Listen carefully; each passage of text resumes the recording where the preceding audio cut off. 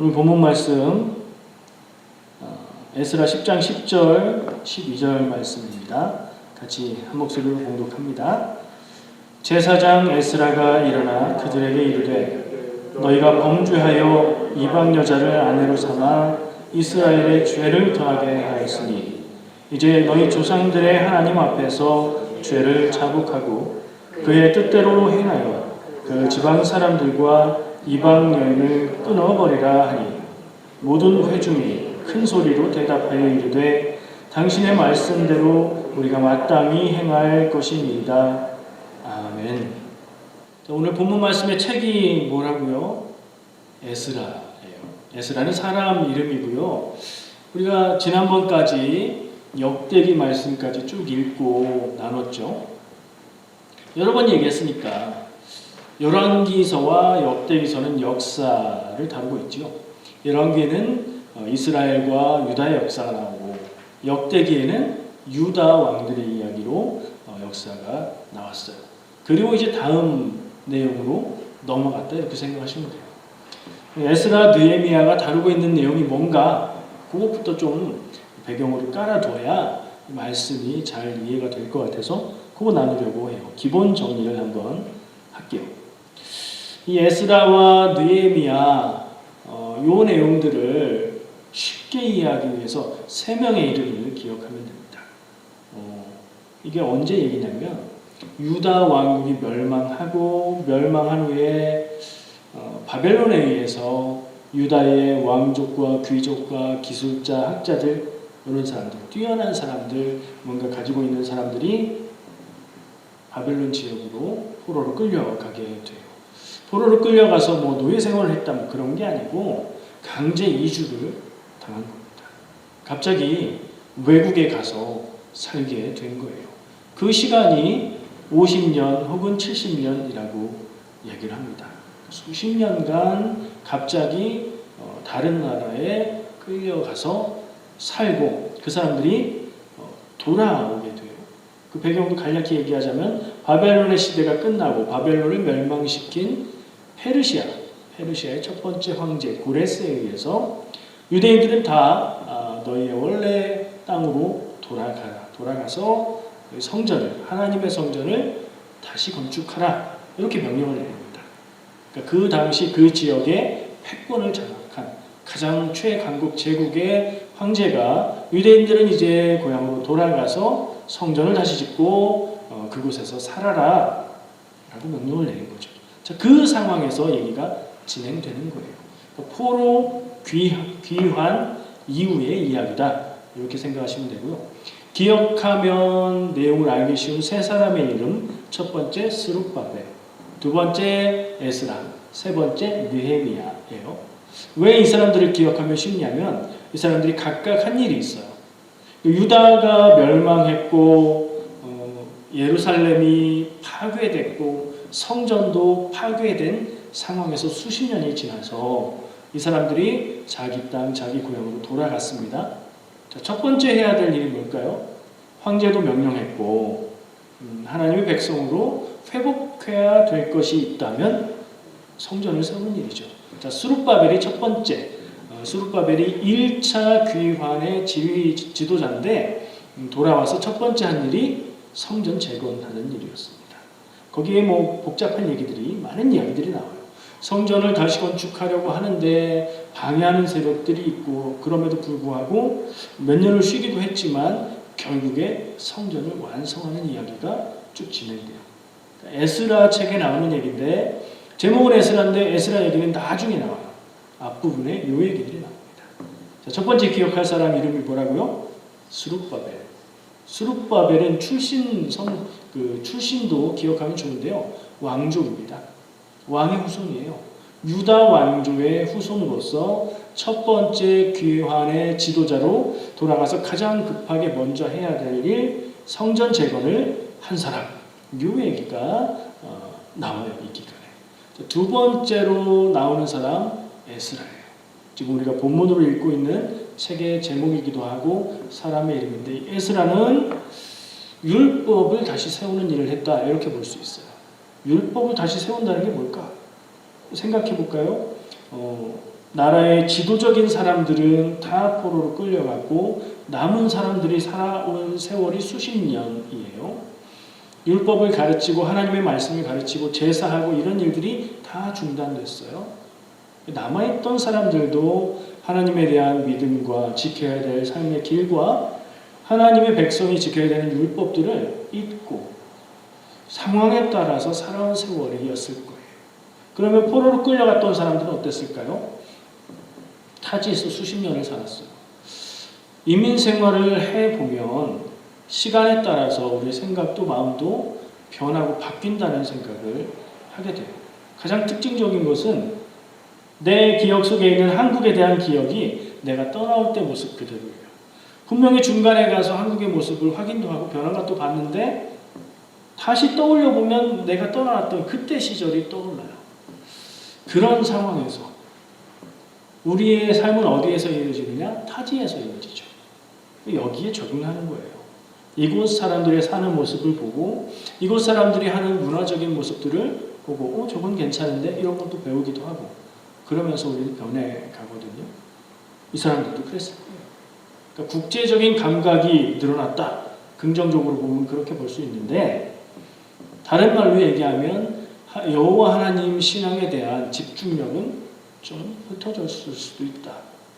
그래서 이 사람들이 돌아갔고 거기에 살고 있던 사람들하고 같이 이제 하나님의 백성의 나라를 세워야 되는데 성전을 세워졌는데 율법을 지키며 살아야 되는 삶이 다 흐지부지 되어 있는 상황인 거예요. 그 상황에서 에스라는 제사장의 후예예요. 제사장의 후예라는 건 혈통적으로 레위 지파라는 얘기고 레위 지파 중에서도 어느 가문의 자손이라는 얘기예요? 아론의 자손이라는 얘기예요. 출애굽했을 때 아론을 제사장으로 세웠고 그 후손들이 제사장이 되게 됐잖아요. 에스라는 제사장 집안의 제사장의 후예로 하나님의 율법을 연구해서 율법에 능통한 율법학자였어요. 준비된 사람이죠. 이 사람이 2차 귀환의 지도자로 또 두 번째 사람들과 함께 돌아와서 백성들의 삶을 바라보고 율법으로 하나님의 말씀을 따라 살아야 되는 그 삶의 방향으로 율법을 따라 사는 삶을 다시 일으키는 사역들을 하는 것이고 그 중에 대표적인 것이 오늘 본문에 기록된 이방 여인들과 결혼하고 가정을 이루고 살고 있던 이방 여인이라고 말하는 게 정확하지 않은데 가나안 여인들 그 지역에 살고 있는 이 이스라엘 사람이 아닌 이 민족 사람들 여인들과 결혼을 해서 가정을 이루고 살았는데 그 가정을 그 여인들을 다시 돌려보내고 자녀도 있는데 자녀들도 떠나보내는 그런 일을 하게 돼요. 이게 맞는 얘기냐 가정 파괴 아니냐 이런 생각이 들기도 하거든요. 그 얘기는 조금 이따 하도록 하겠습니다. 기억해야 될 두 번째 사람이 에스라. 자, 세 번째 사람 에스라 책 다음에 나오는 책 제목 느헤미야. 느헤미야는 왕족도 아니고요. 제사장의 후예도 아니에요. 근데 유대인 그냥 유대인인 것 같아요. 근데 페르시아 제국의 황제 옆에서 황제의 마실 술을 관장하는 술관원이라고 부르는데 높은 사람 최고 권력자가 마시는 술을 준비하면 양조장하는 건가? 그게 아니고요. 왕의 최측근이에요. 왕에게 술에 독을 타서 딱 먹여버리면 이거 역모가 되는 거잖아요. 그런 일을 방지하기 위해서 왕이 가장 믿을 만한 사람에게 그 자리를 주는데 느헤미야는 바로 그 일을 하고 있었던 사람이에요. 지금식으로 표현해보면 이민 가서 이민 생활 가운데 그곳에 정착해서 그곳에서 성공한 사람입니다. 그렇죠? 페르시아 제국의 고위 관료가 된 사람이에요. 자, 이 사람은 뭘 하느냐? 한 번 더 유다 민족들 남아있던 사람들과 함께 돌아와서 예루살렘 성벽을 재건합니다. 이 사람은 그 관리로 있는 중에 예루살렘 성벽이 아직도 파괴된 채로 방치되고 있다. 벌써 시간이 꽤 지났는데 돌아갈 시간이 꽤 됐는데도 그렇게 있다 하는 소식을 듣고 안타까움에 왕에게 청해서 돌아가서 그 일을 합니다. 이 세 사람의 이름과 이 얘기들, 그 사람들이 뭘 했는지를 기억하면 요 포로 귀환 시대에 어떤 일들이 있었는지 요 스토리가 쫙 정리가 돼요. 다시 한번 해볼까요? 처음에 성전 재건한 사람 수룹바벨, 두 번째 율법의 삶을 세운 사람 에스라, 예루살렘 성벽을 재건한 사람 느헤미야, 이런 일들을 감당했다. 그리고 3차에 걸쳐서 유대인들이 돌아왔다는 얘기로 볼 때 아직 돌아오지 않고 그곳에서 정착해서 사는 사람들도 있었겠구나, 이런 생각할 수 있죠. 그 중에 한 사람이 누구예요? 에스더, 모르드게. 이 사람들이 페르시아에서 살면서 왕비가 되고 뭐 그렇잖아요. 그렇게 남아서 사는 사람들도 있었다. 이런 그림을 좀 그리고 이 시대를 보면 좋아요. 자, 아까 제가 뒤로 미루는 얘기를 한번 볼게요. 오늘 본문 말씀에서 에스라는 페르시아의 권력의 위임을 받아서 어느 정도 그 지역을 통치하는 권력을 가지고 사법권을 가지고 그리고 자기 출신인 제사장이자 율법학자인 자기의 사명을 이 유대의 예루살렘에 회복시키는 그런 일에 힘을 쓰고 있습니다. 근데 어느 날 보니까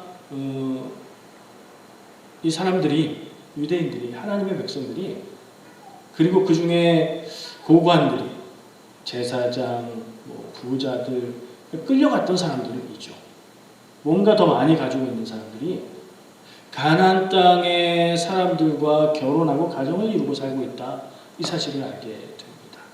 한번 질문해 볼까요? 가나안 땅의 여인들과 결혼하고 가정을 이루고 살았던 사람들은 언제 그런 일들이 있었을까요? 첫 번째, 유다가 멸망하고 포로로 잡혀간 후에 그 수십 년의 세월 중에 있었던 일이겠지. 그게 아니면 포로로 갔던 사람들이 돌아와서 그 이후에 그 사람들이 그러고 살았겠지. 어느 쪽일까요? 명확하게 그걸 밝히고 있지는 않지만 말씀의 내용들을 보고 분위기를 보건대 포로로 끌려갔다가 돌아온 사람들이 돌아온 이후에 그렇게 살고 있었던 것으로 보여요. 가나안 여인들과 결혼해서 살고 있다라고 얘기하면서 고관들이, 귀족들이, 왕족들이, 제사장들이 그렇게 산다고 얘기를 하거든요. 이해가 되세요? 잘 이해가 안 되는 부분입니다. 근데 상황을 떠올려보고 구체적인 것들을 좀 살을 덧붙여보면 그럴 수도 있겠다는 생각이 들기는 해요. 그때가 어느 때인지, 어떻게 해야 되는 때인지 중요한 부분인데 그 때에 맞지 않는 삶을 살고 있는 모습인 거예요. 그래서 에스라는 너무나 괴롭고 막 그럴 때 화가 나고 이럴 때 유대인들이 하는 행동이 있어요. 옷을 찢고 죄를 뒤집어 쓰고 그래요. 에스라는 겉옷과 속옷을 찢었다, 이렇게 돼 있어요.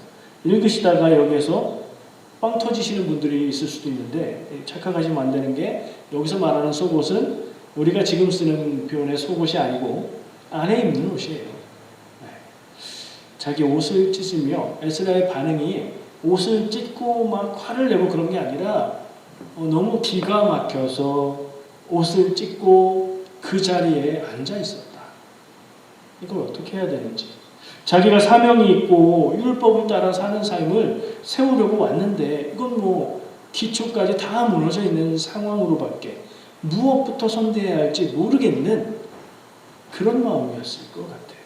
그래서 반응하지도 못하고 한탄하며 옷을 찢으며 그냥 있었던 거예요. 저녁 때까지 그렇게 있었던 거예요. 에스라는 그렇게 반응했는데, 그리고 설교하는 분들 말씀을 들어봐도 다 그렇게 얘기하는데, 이 이방 사람과 결혼한 게 그렇게 큰 문제인가? 이걸 좀 짚어봐야 돼요. 어떻게 생각하십니까? 유대인들은, 이스라엘 사람들은, 하나님의 백성들은 이방인과 결혼을 하면 돼요, 안 돼요? 안 될 것 같죠. 근데 성경에 이방 사람과 결혼한 사람이 있어요, 없어요? 있어요. 제법 돼요. 짚어보면 많아요. 그 중에 예를 들어볼까요? 아브라함도 하갈을 아내로 삼았죠. 물론 이스마엘은 하나님의 백성의 민족은 아니고 따로 떨어지긴 했지만 아브라함도 자기 아내 사라가 있었지만 하갈을 아내로 삼았어요. 하갈은 이집트 사람이었어요. 출애굽한 백성들이 가나안 땅에 들어갈 때 여리고성에서 기생 라합을 통해서 여리고성을 점령하게 되는데 그 사람과 그의 가족들도 이스라엘 사람으로 받아들였죠. 결혼했어요. 자손들을 낳았어요. 근데 그거에 대해서 잘못됐다는 얘기가 없어요. 괜찮은 거 아닌가 하는 질문을 할 수 있어요. 또 있죠. 롯 아니고 룻. 헷갈려요. 점 하나 차이라. 룻. 보아스와 결혼한 이 룻은 이방 여인이에요. 그죠? 근데 그게 다가 아니에요.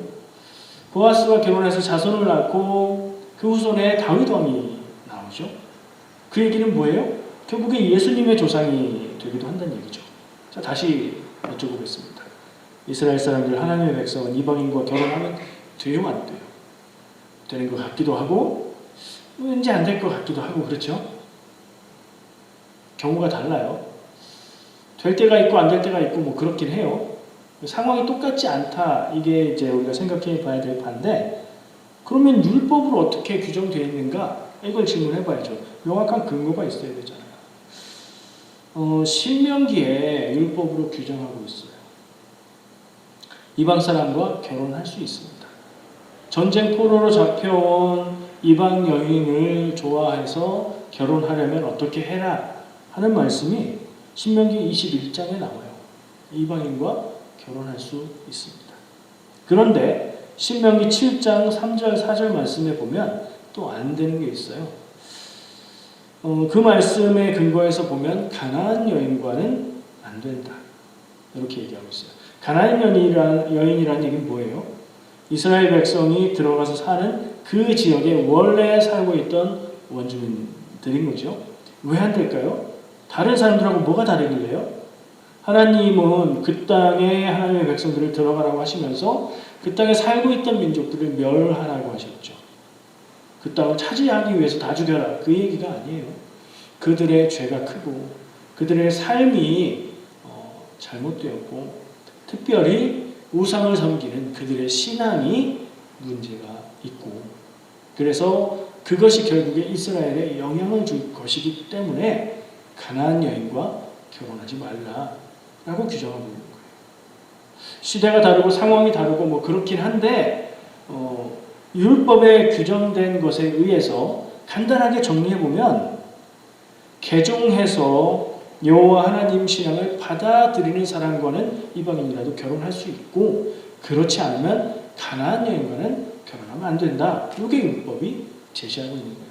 그 율법을 따라 사는 삶이 유대인 이스라엘 사람들의 삶이어야 되는데 그게 다 무너져 있는 거였죠. 그러니까 무슨 이유에서인지는 언급하지 않아서 모르겠지만 뭔가 좋은 것이 있으니까 가나안 여인들과 결혼을 했지 않겠어요?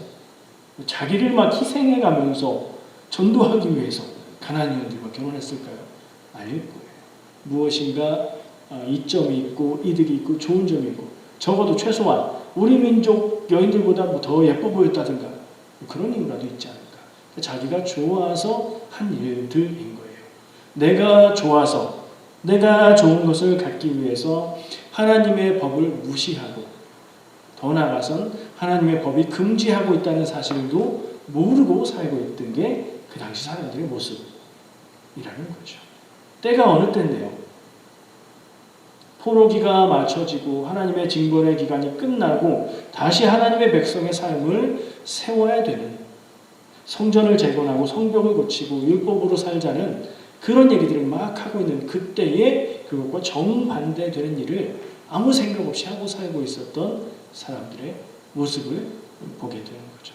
그래서 에스라가 그렇게 기가 막혀 했던 거고요.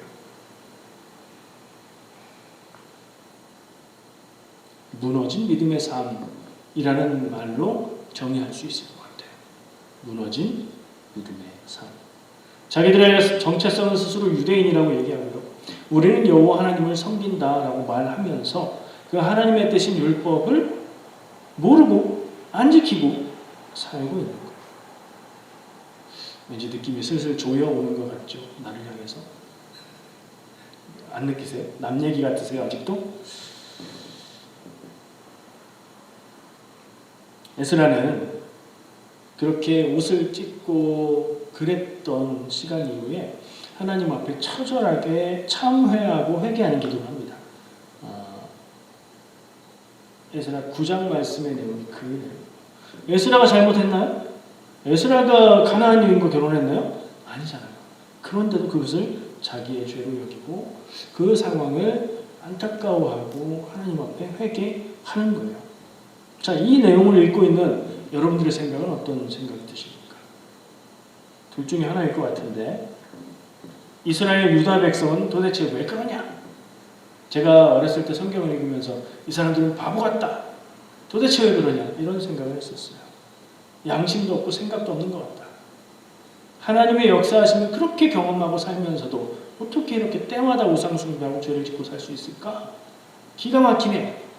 이렇게 볼 수 있겠죠. 남 얘기를.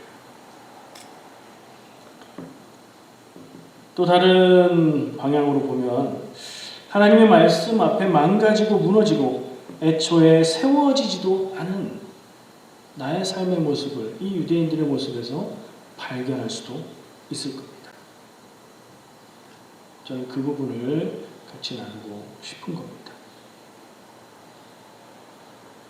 제가 늘 말하죠. 성경 말씀을 남 얘기로 읽으면 비난하는 게 되고 내 얘기로 읽을 때 영적인 유익이 있습니다. 뭔가 잘못됐고 틀렸고 혼나야 돼. 욕먹어도 싸라고 하는 모습이 있으면 나는 그렇지 않은가? 이렇게 물어보면 그게 우리에게 유익이 됩니다.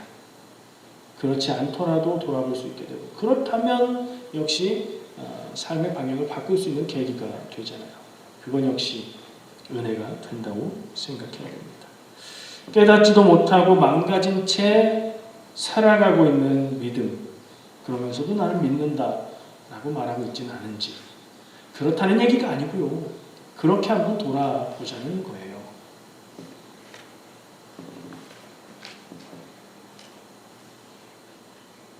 우리는 늘 우리의 모습을 돌아봐야 합니다.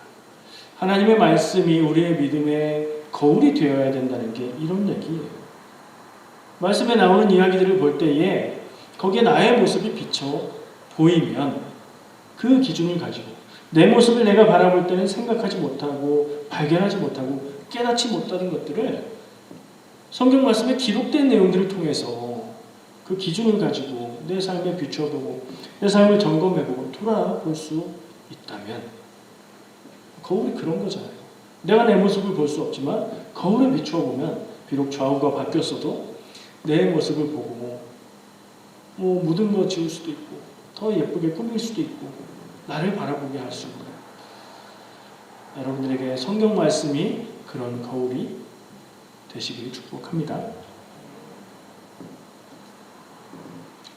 내가 사는 모습이 하나님의 뜻에 맞지 않는다는 사실을 모르고 살 수도 있습니다. 남의 사는 모습을 보면서 저 사람은 저래. 저 신앙적인 모습 아니야. 라고 말하는 건 쉬운데요. 내가 나의 모습에서 그런 부분을 발견한다는 건 쉽지 않은 일입니다. 왜? 난 그래도 믿음으로 살려고 애쓰고 예배도 드리고 헌금도 하고 뭣도 하고 이렇게 하는데 난 나름대로 하는데 그래요. 하는 건 하는 거고요. 내가 깨닫지 못한 부분에 있어서 전혀 기준을 세우지 않고 살아갈 수도 있다. 유대인들인데 포로기를 거치고 그때까지도 믿음을 지키고 돌아온 사람들인데 뭔지 모르겠지만 눈앞에 좋은 것, 즐거운 것, 이익이 되는 것을 위해서 율법을 모른 채 어기고 살아가고 있었다. 내 모습이 그렇지 않은가. 너무나 편안하게 자연스럽게 하나님의 뜻에서 멀어진 삶을 살고 있는 건 아닌가. 이게 오늘 우리의 마음속에 질문으로 남으면 좋겠습니다. 사람은 다 변한다고 하잖아요. 변하는데 음식이 변하는데 못 먹게 변하면 썩었다 그러죠. 음식이 변하는데 먹기도 좋고 예전보다 더 건강에 좋은 상태로 변했다 그러면 뭐 발효됐다 이렇게 얘기하잖아요. 좋은 방향으로 변해가야 돼요. 숙성되는 성숙하는 믿음이 돼야 돼요. 믿음도 자라고 삶도 변해야 되는데 대단하게 시작했다가 그럴듯하게 시작했다가 사그러드는 모습이 아니고 그것보다는 별 볼 일 없이 시작했어도 꾸준히 하나님을 향해서 발걸음을 내디디면서 살아가는 날 동안, 하나님이 허락하신 날 동안 하나님에게로 가까이 가며 하나님의 말씀을 하나하나 더 깨달으며 변화되어가는 삶이 되어야 되지 않겠습니까? 저는 오늘 에스라의 말씀을 보면서 그런 생각들을 해보게 됩니다. 말씀을 다시 한번 읽어보다 놀라운 부분을 발견하게 돼요. 에스라라는 제목이 붙어있고 이 일들을 한 사람도 에스라였죠. 근데 아까 제가 뭐라고 말했어요? 결혼하고 가정을 이루고 그렇게 살았다는 걸 듣고 에스라가 기가 막혀서 앉아있었다. 금방 반응하지 못했어요. 뭘 어떻게 해야 될지 방법을 찾지 못했어요. 너무 기가 막혀서였겠죠. 근데 그때 어떤 사람이 에스라 10장 2절 3절에 나오는 말씀인데 어떤 사람이 에스라에게 이렇게 하자고 얘기를 합니다. 말씀 읽어드릴게요. 엘람 자손 중 여히엘의 아들 스가냐가 에스라에게 이르되 우리가 우리 하나님께 범죄하여 이 땅 이방 여자를 맞아야 아내로 삼았으나 이스라엘에게 아직도 소망이 있나니. 이 부분부터 저는 중요하게 봅니다. 이스라엘에게 아직도 소망이 있나니 곧 내 주의 교훈을 따르며 우리 하나님의 명령을 떨며 준행하는 자의 가르침을 따라 이 모든 아내와 그들의 소생을 다 내보내기로 우리 하나님과 언약을 세우고 율법대로 행할 것이야. 제가 처음에 가정 파괴 아닌가요? 라고 했던 결혼해서 살고 있었던 아내들을 떠나보내고 자녀들을 떠나보내는 이 방법이 에스라가 생각한 방법이 아니고요. 엘람 자손 중 여히엘의 아들 스가냐라는 사람. 다른 데는 안 나와요. 이 말씀에만 나와요. 뭐 했는지도 모르는 사람이고 무슨 역할을 하는지 어떤 믿음을 가진 사람인지도 모르겠어요. 근데 어떤 사람이 에스라에게 이런 제안을 하는 거예요. 그러면서 하는 말이 이스라엘에게 아직도 소망이 있나니. 에스라는 어쩌면 이거 안 되겠다. 이 백성들은 도대체 안 되겠다 라고 절망했을지도 몰라요. 근데 어떤 사람은 아직도 희망이 있다. 우리가 여기에서 끊어버린다면 달라질 수 있다라는 얘기를 하고 있는 겁니다.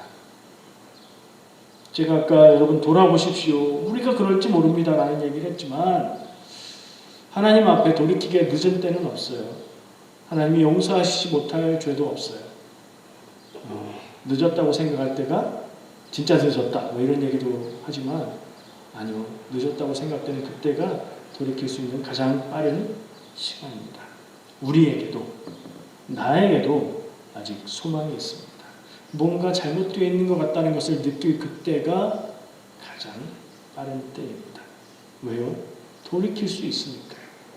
여러분 늘 매일매일 삶 가운데 돌이키며 사는 인생 되시기를 축복합니다. 기도하겠습니다. 하나님 참 감사합니다. 오늘 말씀을 통해서 우리의 삶의 모습을 돌아보고 그 가운데 또 희망적인 말씀, 이스라엘에게 아직 소망이 있다. 나에게도 아직 희망이 있다는 말씀을 발견합니다. 주여, 우리가 주님을 떠난 것 같이 깨닫는 그때에 돌이킬 수 있는 믿음의 용기를 허락하여 주시옵소서. 예수님의 이름으로 기도합니다. 아멘.